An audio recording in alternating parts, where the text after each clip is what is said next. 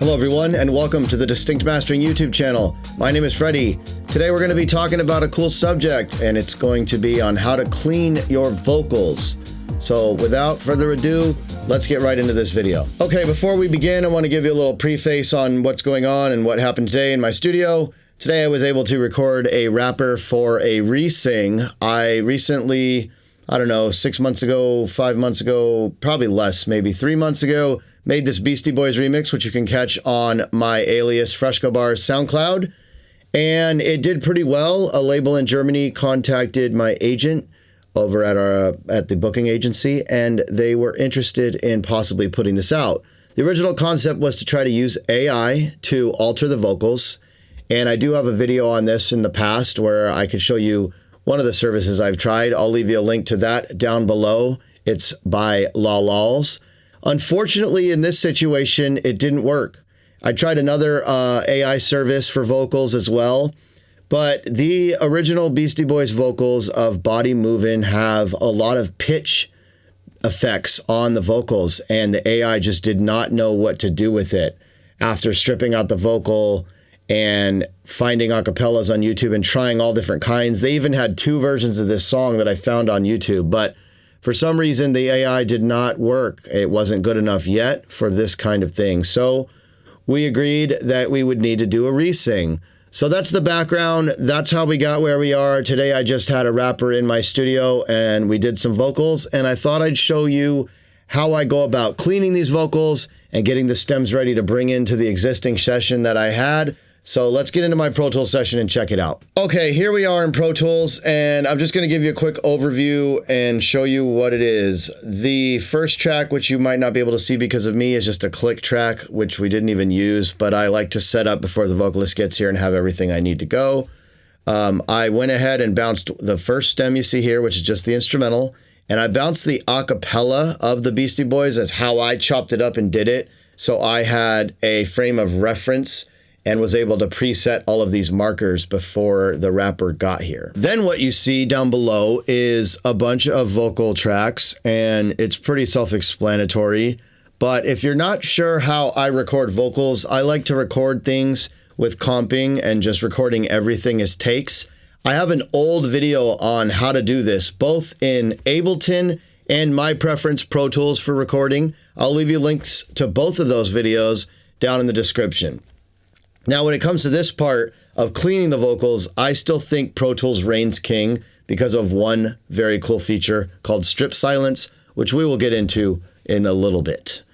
But basically, I'm going to go ahead and play you a little bit of this so you can hear what it sounds like. I don't have to deal with copyright infringement as long as I don't play this Beastie Boys one. I'll turn this up here. This is not fully released yet, so I think we should be okay.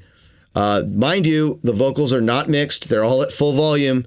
So please be aware of that I am at the very beginning stages of working on this. So just to give you kind of a little background, here's what it goes. Body moving, A1 sound, and it sounds so soothing. Body moving, we be getting down, you know we crush grooving. Now, get some action from the back section. So they're pretty loud. So let me play that again. Body moving, A1 sound, and it sounds so soothing. Body moving, we be getting down, you know we crush grooving. Now let me get some action from the back section.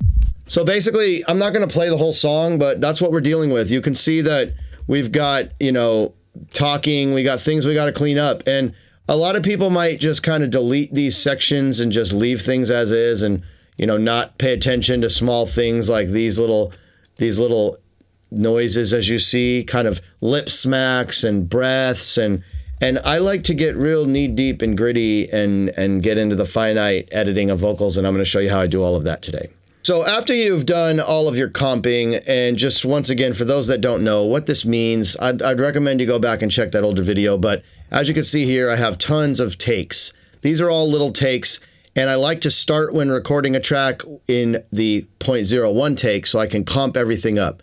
As you see here, we record each little piece, and as you get further and further along, the different parts of the song, but you just comp it all up into the main take, and it works really well. And there's a situation a little bit later in this video where there's a plosive, and I'm going to show you how I'm going to fix that with having all of these takes. So it's pretty unique, and it's a great way of recording, not just vocals, anything. I highly suggest, if you're not doing take recording and comping, this is the professional way to do it. So the first thing that I like to do when cleaning up vocals is stripping everything that I don't need.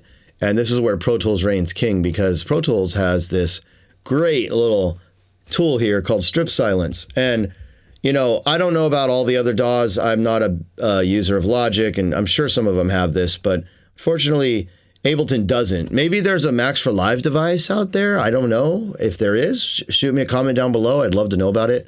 But I still love recording in Pro Tools. I love doing certain things like editing in Pro Tools. It's just my DAW of choice for that kind of thing.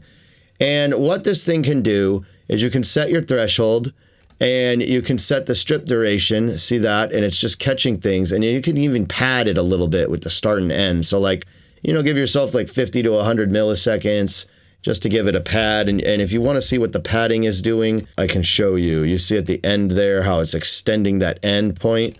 So what you want to do is basically kind of set the threshold so tight enough to where you're getting all of the fluff out, and then strip that. Boom.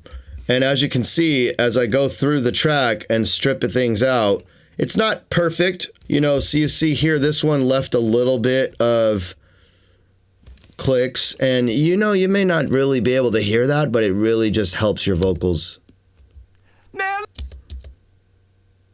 It's very, very, very quiet. Let me get some action. Let me lower the grid. Let's go down to a 16th. But there's still something there. You know, my monitors are turned down right now, so because I'm recording. But I do hear it. It's like a foot. I just turned my monitors up for a second. It's like he smacked the mic cable on the mic stand or something, because there was a carpet in there. So it's not his foot. It's not the cable on the floor.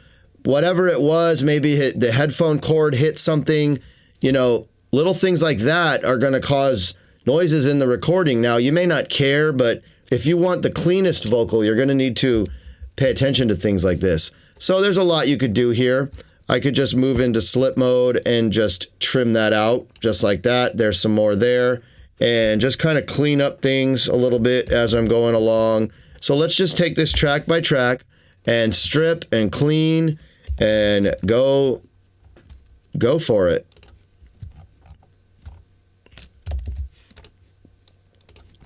Now you can do this faster. You can select the whole track if you need to.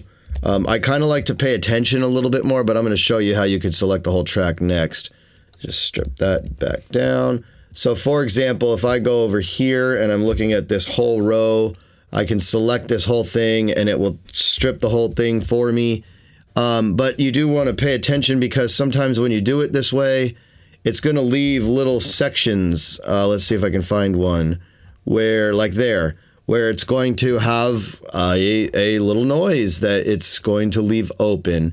And so you need to be aware of that, because you may not need these. So then you got to go in and delete those. So just like that, I was able to strip all of that out, and I can then go in and do the same thing here. Just taking a look at what needs to be done. Let's strip this, and we'll strip this. Boom. So notice it left a little bit right here.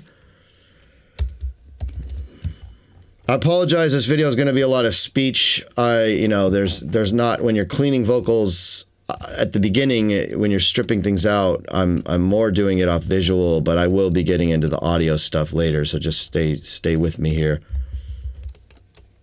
All right, we're going to take that out, and then when you see this one, I also notice sometimes that it doesn't do a great job of stripping a whole track. Sometimes it might miss something, but you just have to take it step by step and pay attention to what you're doing.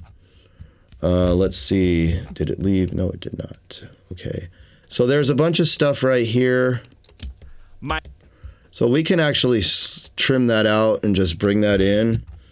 And we've got, let's see, boom, boom. That's a nice clean strip. Okay, so now we are on this track. So let's take these, strip this out, Zoom in and just check it. Looks good. What do we got here? We have one back here. So I'm wondering if this is the beautiful thing about the comping. See, it looks like I forgot to copy one of these over, and that is exactly why I like recording this way. Because I have options. So maybe I don't like that one. I've got another one here. See?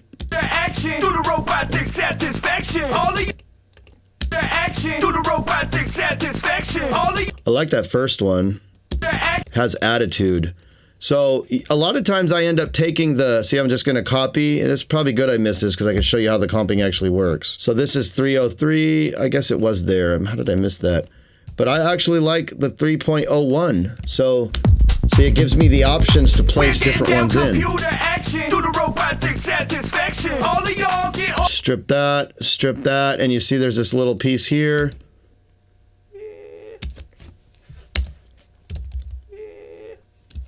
I don't know what that is. He's maybe doing some vocal prep, who knows, but it's gone. And that's the kind of thing I'm talking about when dealing with stripping out vocals and cleaning things up. As you can see, Pro Tools makes it super easy to do this.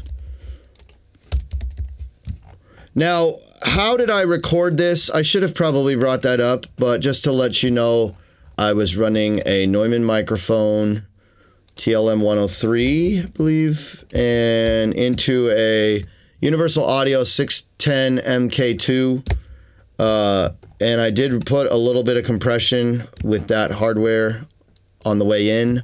My vocals are being ran through a different mic right now that you hear in the video, but also through the same preamp. And that's why the vocals are a little, the dynamics are fairly consistent, was because of the compression that I put on the way in. So this is probably not needed. There's an in there that's kind of cool. But then let's see how this, you know, like stuff like that, it could be considered ad-lib. Body moving. So, you know, that's a questionable one. What you could do is you could Command M and just turn it off and leave it there to remind you that it exists. There's another one here that was kind of cool. So we'll strip this out. There's one here. Body moving. That's an so same thing. I might consider using this. We'll just make it quiet for now. And here we're going to select strip. Boom. Notice that it kind of caught that right before, but just to be a little bit cleaner, we can go in and clean this up. And as you can see, when you zoom in, you find little pieces that you didn't see, possibly, that you're too far zoomed out.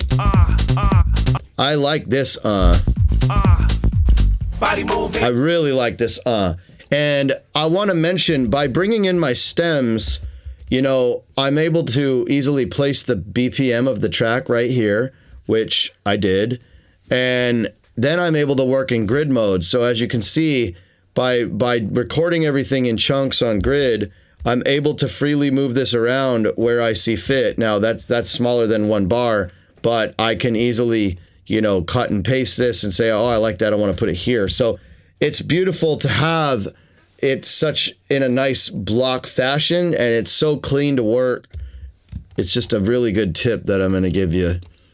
So if you are recording vocals in another DAW, and another benefit to doing, you know, obviously I had the whole session built with the original Beastie Boys vocals, which was just a free download. But kind of exporting it this way, even if it's just the instrumental, if you have to do vocals late in the session, it's a good way to work because you have a fresh session to work. You can then do all your cleanup and you don't have to add all that processing to that existing session. And then you can bounce these stems, export them out, bring them into the old session, and you've got everything you need, but it's done in 2 stages.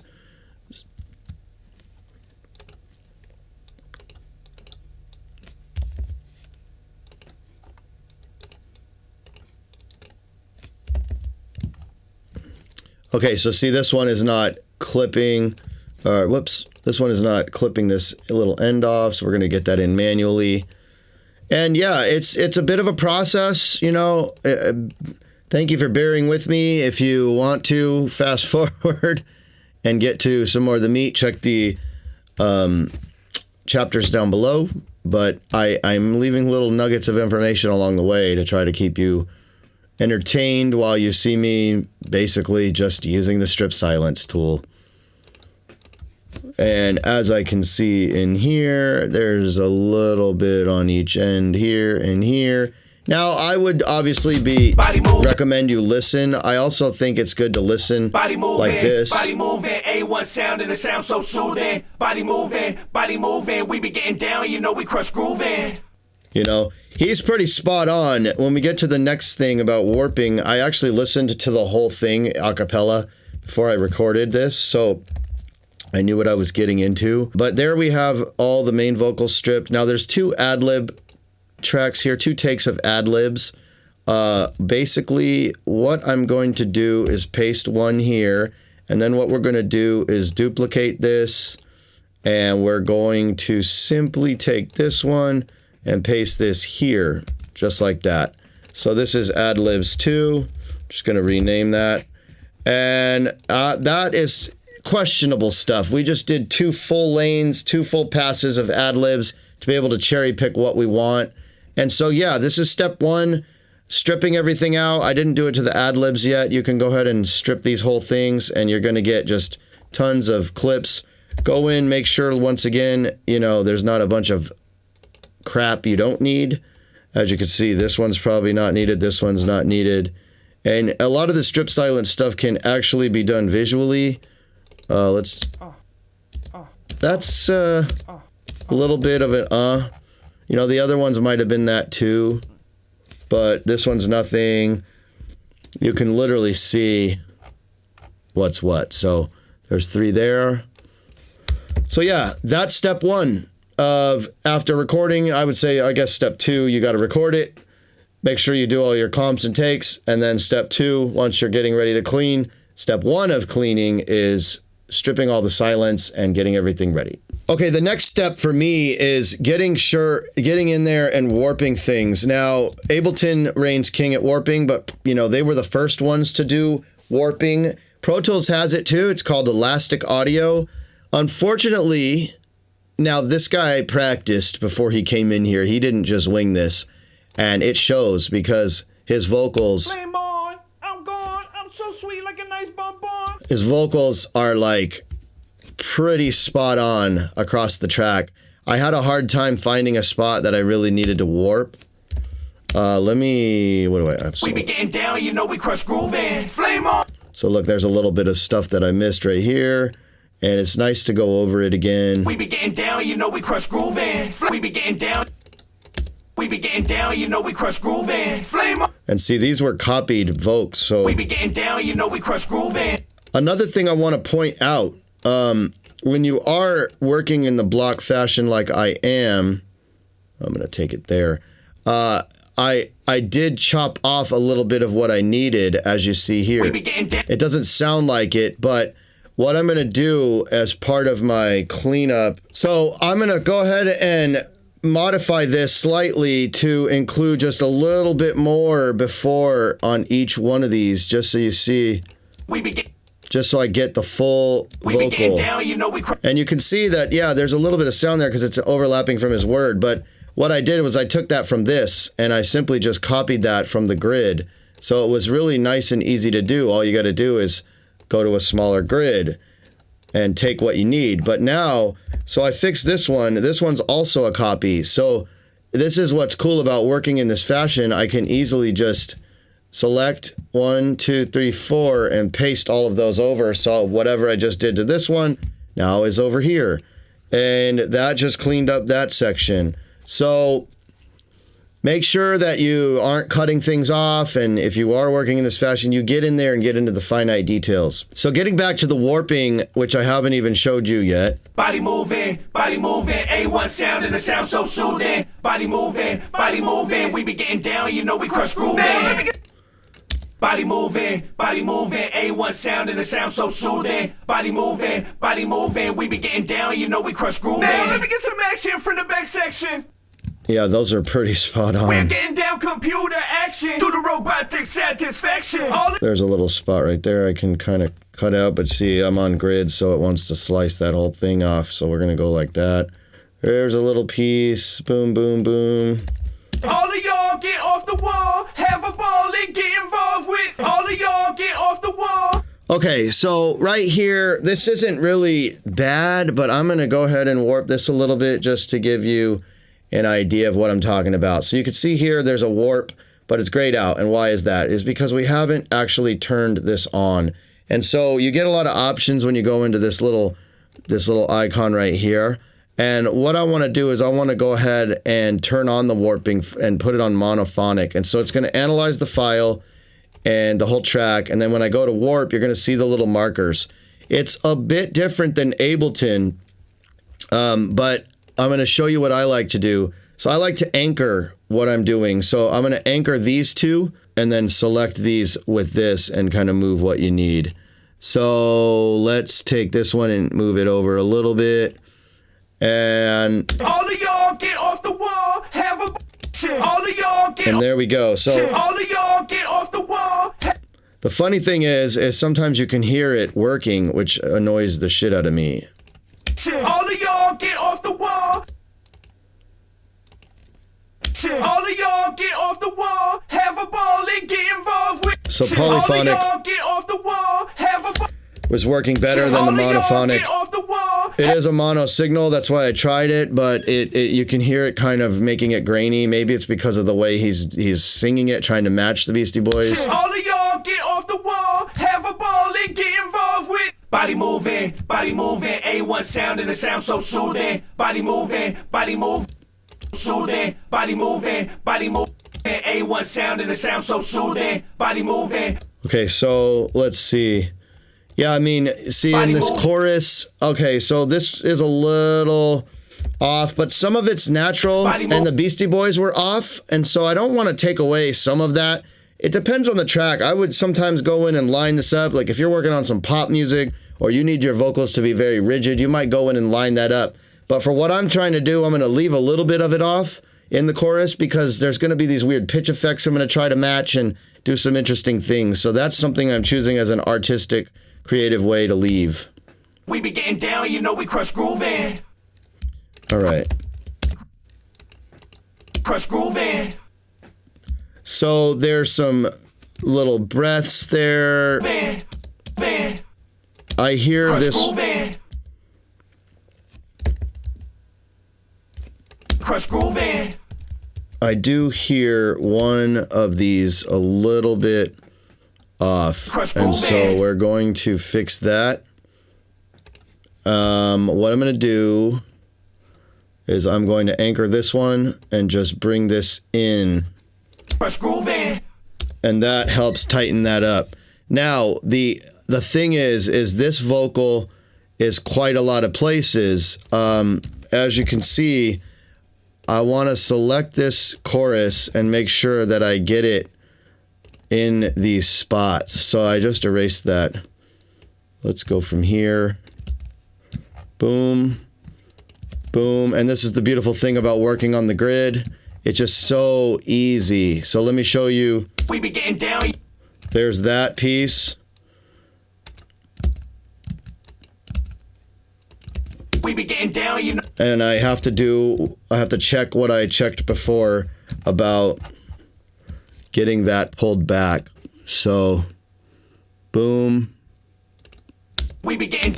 And then from there, I can go back to the grid and select this piece. And so I just tightened up my chorus like that, all of them, but they were all copies of one of another. But it's that easy to basically work in this fashion if you are organized and you keep things nice and tidy and you work on grid. We be getting bodies in motion cause I got the notion. Like Roy Camille with the coconut lotion. The sound of the music making you insane. You can't explain it. Starting here. I'm gone. I'm so sweet like a nice bonbon. Came out rapping when I was born. Mom said rocket till the break of dawn. Putting bodies in motion cause I got the notion. Like Roy Camille with the coconut lotion. The sound of the music making you insane. You can't explain to people this type of mind frame. Like a bottle of shot enough to pop. I'm like a fine wine when I start to rap. We be body rocking, not perfection. Let me get some action for the back section. Body move, body moving, body move, body moving. Let me get some action for the back section. Body move. So here, Let me get some action for the back section. this one he prolonged a bit. So what we're gonna do is we're gonna fix that one. Just that one. Also, you might be able to see these are just breaths, so we can easily just take this back in. And one of the steps that I like to try to get it at a zero crossing, so you can zoom in and make sure you're at a 0 point. But I'm also going to be putting fades. That's going to be one of the next things we do. But to clean this up, we're going to anchor, like I said, and just drag this in. Some action for the back section. Some action for the back section. And see, now it's tighter. Some action for the back section. Boom. So I like to go through the track a cappella. I'll also mention all my volumes are at 0. All my pans are at 0. I obviously layered the vocals to do panning and stuff, but I'm going to be bringing this into the Ableton session as stems. So I don't need to worry about any of that right now. Some action for the back section. Body moving, A1 sound and the sound so soothing. Body moving, we be getting down, you know we crush grooving. Okay. Ooh. Okay. Mike, Mike D with the master plan. And you see this guy just really helped me record and easily figure out what I needed to do. These are just delays, which I'll be adding later. Where have you been? I don't want to play this stem because it is the Beastie Boys, and Cause when it comes to quarries, I'm known to. I don't want to get hit for copyright.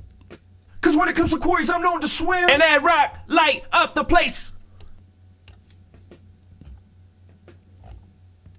Okay, what are we? Oh no, we're not missing anything there. That's just delays.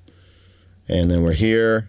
Body moving, A1 sound and the sound so soothing. Body moving, we be getting down, you know we crush grooving.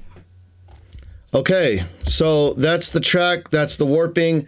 I've kind of tightened things up. Obviously, you can get as detailed as you want with that part of cleaning your vocals. The warping and elasticizing of the audio. I'd recommend not doing too much. You don't want things to sound unnatural, but it is a great way to kind of fix and repair small little intonations and cadences that might be slightly off. Okay, the next thing I suggest checking for is asking yourself two things. Are there any plosives in the track? With I mean like popping. Now I did use a pop filter, but there's one area that did still catch some popping only in a couple takes, and I'm going to show you this. And another thing that I'd also recommend paying attention to is if you need to use a de-esser. Now, the de-esser at this stage is optional because I might want to do that later in the mixing part. So I may leave the de-esser out, but the plosives are definitely something that I want to adhere to now. Obviously, I could EQ that out later, but in this stage, I might be able to pull the P from a different comp. So let me go find that section and show you what I mean. Under the music making you insane. You can't explain it. Okay, here it is right here. You could see this is a plosive. And to show you what it sounds like, you hear the heavy. Now, if I listen to this one, he doesn't have that. And if I listen to this one, he doesn't have that. So this is where the comping becomes wonderful. So let's try to find where this was, you know, at whatever stage I'm at. It looks like it's coming up. And is it here? There it is. So that's probably the one, or no, this is probably the one we had. So unfortunately, we only did 2 takes of this track, but that, have no fear, I have 3 more takes here. So looking into, I don't want it to be the same one as this. So this was 4902, 49. So that would be that one. Do we have one here? No, we don't, but we have one here probably. We do. And so I could look here as well and see if there's one there, but check this out. So what I'm going to do is I'm going to get on grid and I'm going to shorten up here. And I'm actually going to go to 16th notes. Take this and I'll clean it up in a second. But as you can see, I got exactly what I need right there. I'm going to go back to half note, but I'm also going to move to slip and just get in and dial that in a little bit. Now, when I get to the fades I'm going to do, this is going to clean this section up. So it'll be a lot more tighter even then. So how does that sound? Like a bottle of Chateau enough to pop, I'm like a fire. Boom. That works. The plosive is gone. So we were able to get rid of the plosive by having all those takes without even having to use EQ. Now let's listen to what they all sound like. Like a bottle of Chateau enough to pop, I'm like a fire. Boom. So even better than trying to EQ it out was do what we just did. And I'm going to clean this area up and take this over here and boom. We are all set. Like a bottle of Chateau enough to pop, I'm like a fine wine when I start to rap. Now, I want to mention some people like to clean out breaths. Sometimes I do, sometimes I don't. For something like this, I think I'm going to leave it. It can always be fixed in the Ableton session later if I don't like how it's sounding in the mix. Maybe when you put effects on, that gets accentuated, or you hear it and it muffles things up. It's one of those things where you have to make those decisions. That's kind of more of a creative choice. Although, you know what? Now that I'm thinking about it, I think I am going to, I'm just going to slice it out and mute that or delete it because I'm going to listen without it. Bottle of Chateau enough to pop, I'm like a fine wine when I start to rap. We be body rock. Now, it does sound like you lose something there. But with the music, you're not going to notice that as much. You do hear the vocal kind of just cut, the air's gone. But later, if I will be putting some delays and effects and reverbs, it'll fill in that space. So that's another thing that you might want to pay attention to when you're doing your cleanup phase. There was so much punch in to follow the Beastie Boys flow on this one. It was punch, record, like we did a lot of different little sections to match because they were doing this and that. But in some parts like that one, we have a very long bit of recording, so you needed to take a breath. So after you've adhered to your DS and your plosives and you've adjusted things to make your vocals as clean as possible, you've picked all your best comps, the next thing I like to do, now I haven't really gone through the ad-libs, I do want to note that. I'm going to probably just export the ad-libs as is and then deal with that later because I don't even know if I'm going to use that. But what I like to do is I then like to select everything and put Command F in Pro Tools will pull up this fade box, and I like to put fades. I'll just go ahead and do the standard, like a 25 millisecond or 10 millisecond fade. It's just going to make sure there's no clicks. Everything gets cleaned up. It also put crossfades at 10 milliseconds. Let me go ahead and put that at, let's do 10. I'm just going to do 10 across the board and see, I'm just overwriting what I did. And as you can see, what it did, I'm going to take this back to waveform. What it did is at the beginning and at the end of every little region, it put a little 10 millisecond fade. And even in those spots where we did that comping, and that little, it put little crossfades. And so that's just going to make sure things are seamless and there's no, if you did slice on a bad spot, there's no clicks and pops. And you see Pro Tools makes it super easy to do that with literally select all, boom. Ableton doesn't work like that. Unfortunately, you have to kind of fade in or crossfade every little clip and it can be very time consuming. And this is another reason why Pro Tools kind of reigns king to me. Now, I have an old video on the benefits, the pros and cons, I guess I should say, of Pro Tools versus Ableton, because Ableton is a lot better at certain things that Pro Tools isn't. If you're interested to see that, check the link in the description down below. And it's an old one, but it's a good one. It's one of my most popular videos. Okay, now at this stage, well, I have a couple options. I could put on an auto tune or any type of tuning plugin to help keep him in check. I could do that later in Ableton. Sometimes I'll just put the tuning plugin on now. And what I would do, I've been using this Waves tune a lot. It's pretty cool. It's easy to use. This one real-time mono. Now, this track is in A minor. So we're just going to go A natural minor. And what I would need to do is I'm gone. I'm so sweet like a nice bonbon. Put this on every track. So I'm just going to drag this all the way across. And a benefit to doing it here is it's going to take that processing load off the original Ableton session. Obviously, there's already a lot of processing in that session because I've got plugins and EQs and all these enhancements. So you might as well just do it at the stem level. We're getting down computer action. Do the robotic satisfaction. All of y'all get off the wall, have a ball, and get involved with body moving. And that's just going to keep all of these tracks a little bit more in check and nice and tuned. And it's it's just like auto-tune or Melodyne. You can get a little more detailed. Pro Tools even now has the Melodyne feature, which I haven't even explored because I'm not in Pro Tools as much as I used to be, but there's a lot of cool things in the new Pro Tools 12 with clip effects, but that's a whole nother video. Okay, lastly, you might be wondering, well, when is he going to set up his volume and his pans and his EQs and compression? And like I said, I compressed on the way in. I don't know if I need much more compression, but I'm going to leave that stuff to the mixing job in Ableton. So I'm going to leave all of these at a 0 volume, all of these straight up the center, 0 pan. And what I'm going to do from here is I'm going to export these to stems and just, okay, let's go down to the furthest thing and go up and select all this. Boom. And all we need to do is go ahead and consolidate these. And now we have stems that can easily be exported. Just select them all, which they already were. And in Pro Tools, you can just, on your clip bin, right click, export clips as files. And from here, I can put them in their own folder and bring them right into my Ableton session, perfectly lined up with everything. It's a beautiful way of working if you need to record parts later after, you know, having a huge session. Even if it's a piano part or something, it's nice to sometimes not have that latency, so you could just export your instrumental and record what you need in another session and then bring the stuff in. So I hope this helps you out. This was a pretty long, detailed video on how I go about cleaning vocals. I might make another video on part 2 to show you how I get these vocals to fit in the mix. So if you're interested in seeing that, drop me a comment down below. If you found this video helpful, please hit the like button, consider subscribing to my channel, and the bell notification will keep you up to date.